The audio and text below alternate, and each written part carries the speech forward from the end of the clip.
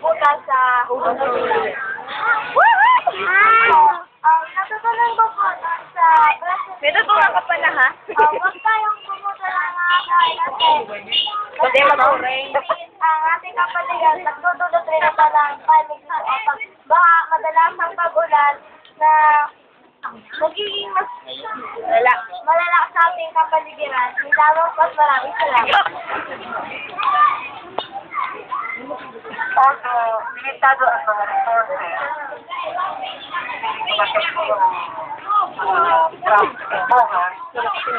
Hindi po manggiramin do ang resourcefulness at creativity para magkaigwa sa inyong craft sa mga pamilya ng mga resources na yan. Kadua, dito na niya asahan na mag-brown out, alagad handa ka mo sa eventuality na feeling ka. And I would like to congratulate sa mga performer. And very successful ka mo sa pag-impact namin sa UGAP at the fact that you provided the container. Yay! Thank you.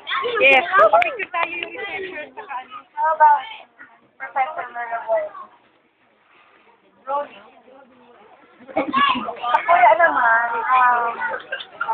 magayon itong training do kasi nag-ano kang awareness ng mga aki manungod sa climate change.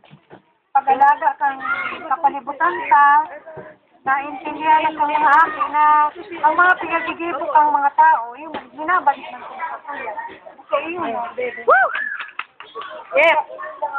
Picture tayo. Ano po ba sasabi niyo sa inaw? Huwag kang negative. Exercise, literary science. Dito kayo, oh. Nice script and Dito kayo sa baba. maganda yung script, saka malinaw yung yung tema, saka yung your hope for the for people. Then, yun nga, yung target nyo na mapaintindi sa publiko yung yung about climate change. So, maliwanag doon, pero yung comments lang doon, yung lang, technical na comments sa literary no, na yung character development ng hindi masyadong nasabi. Although, okay naman, na-follow naman yung yung story flow niya, okay naman. May problema na ito ng content. Pero given na this is a community theater, so it's like, distribution, and maganda yung habol niyo. Sa production side, yun yung sa literary side. Yung sa production side, yun nga, you have to be careful next time. And, but community theater, huwag kayo masyadong mag-asa sa technology. Okay?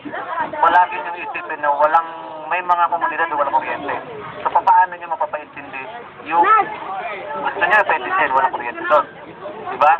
So, huwag tayong masyadong umasa sa teknolohiya sa susunod.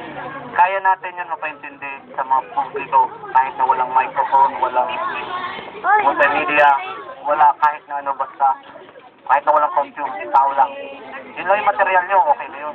Diba? Gamitin natin yung mabuti. Yun yung pinakamaganda natin material. Okay. So, pero overall, a very good presentation, very good script, and a very good production.